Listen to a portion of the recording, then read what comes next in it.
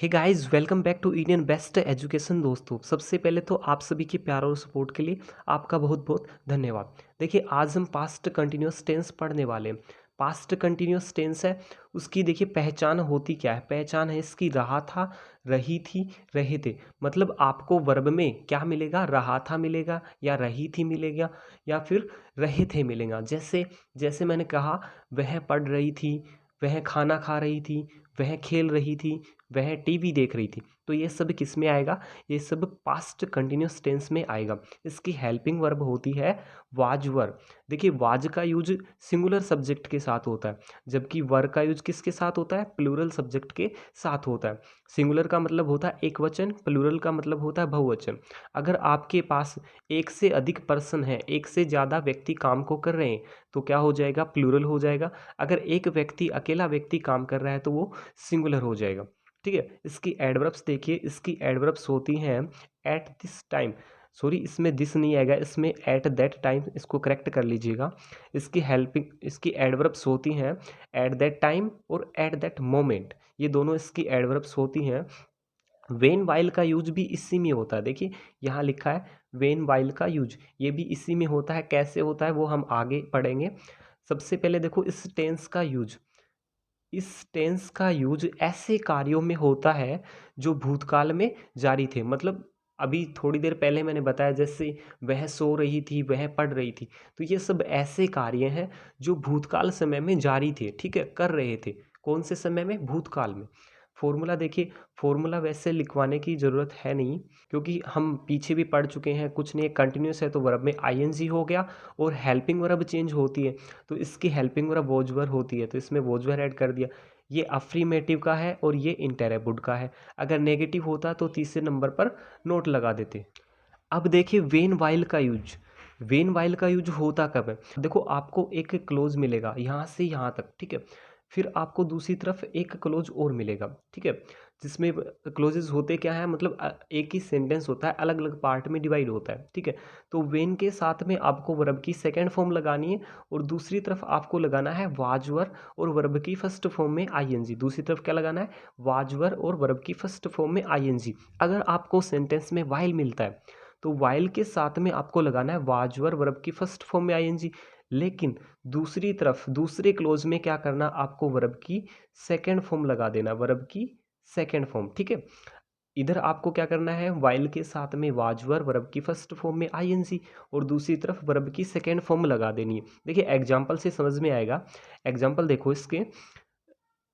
When I see her first time she sit in a cafe. देखिए, when आया, when के साथ क्या लगाना है? वर्ब की सेकेंड फॉर्म लगाना है। ठीक है। तो सी की सेकेंड फॉर्म क्या हो गई? सा हो गई। और यहाँ पर क्या आया है? देखिए, सा लिखा है। ठीक है। उसके बाद में हर फर्स्ट टाइम दूसरी तरफ एक क्लोज और होगा, तो उसमें क्या करना है आपको? उसमें वाजवर और वर्ब की फर्स्ट फॉर्म में आईएनजी लगाना। तो बीच में सिट था, तो हमने लिखा वाज सिटिंग। वाज क्यों आया? वर कैसे नहीं आया? क्योंकि सी एक वचन होता है, इसलिए हमने वाज का यूज किया है। दूसरा देखिए, साक्षी।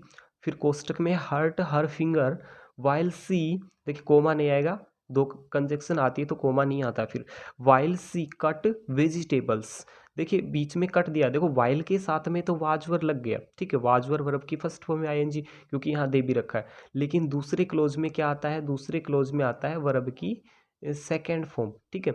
तो यहाँ देखो, हर्ट की सेकेंड फॉर्म हो गई हर्ट यहाँ पर, और वाइल के साथ में क्या है? वाजवर और वर्ब की फर्स्ट फॉर्म में आईएनजी। समझ में आया?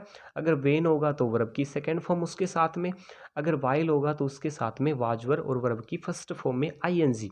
आगे देखिए, example of past continuous tense के उदाहरण। वह भोजन कर रहा था। तो सबसे पहले सब्जेक्ट वह लड़का, इसलिए हमने लिखा ही एक वचन है। एक वचन के लिए हम वाज का यूज करते हैं। फिर ईट, इसमें आईएनजी लग गया, कंटिन्यूस टेंस है। ही वाज ईटिंग फूड, वह भोजन कर रहा था। वे उस समय सो रहे थे। तो दे देखिए प्लूरल होता है, इसलिए हमने वर का यूज कर दिया इसमें। दे वर स्लीप में आईएनजी लग गया, स्लीपिंग। एट दैट टाइम उस समय को हम क्या कहेंगे? At that time. ठीक है। तो they were sleeping at that time. आगे देखिए,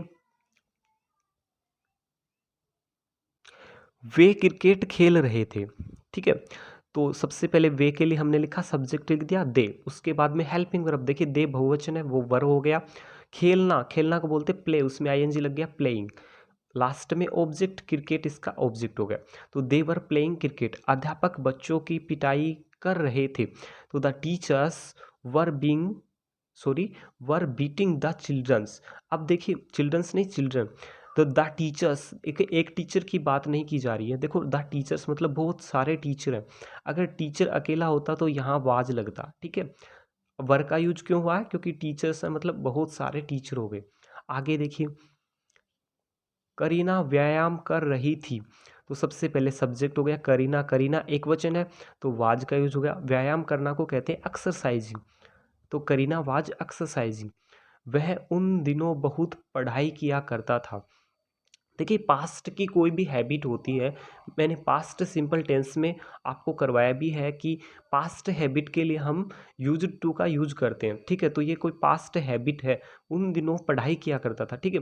तो सबसे पहले he used to, he subject हो गया मॉडल, उसके बाद में क्या किया करता था पढ़ाई, तो he used to study, a lot मतलब होता है बहुत, अलॉट इन दोज डेज, ठीक है। वह उन दिनों बहुत पढ़ाई किया करता था। आगे देखिए वह हमेशा गलतियां करता रहता था, तो वह सबसे पहले ही एक वचन है तो वाज लग गया, यहाँ तक भी सही है। उसके बाद में हमेशा, हमेशा यहाँ लगा दिया ऑलवेज, गलतियां करता रहता था, ता था। अब ये मत सोचना कि पास्ट सिंपल टेंस होगा। देखो कोई भी बारंबारता वाला जो कार्य होता है ना वो हमेशा कंटिन्यूअस में आता है, लेकिन ये किया करता था मतलब कोई पास्ट का काम है तो पास्ट का काम पास्ट कंटिन्यूअस में जाएगा। तो हमने लिखा he was always making mistakes. आगे इसमें है नहीं, आगे कल हम फ्यूचर कंटिन्यूअस टेंस पढ़ेंगे, तो रिमेनिंग जो भी है वो कल की वीडियो में कंप्लीट हो जाएगा। आज की वीडियो में इतना ही, थैंक यू वेरी मच।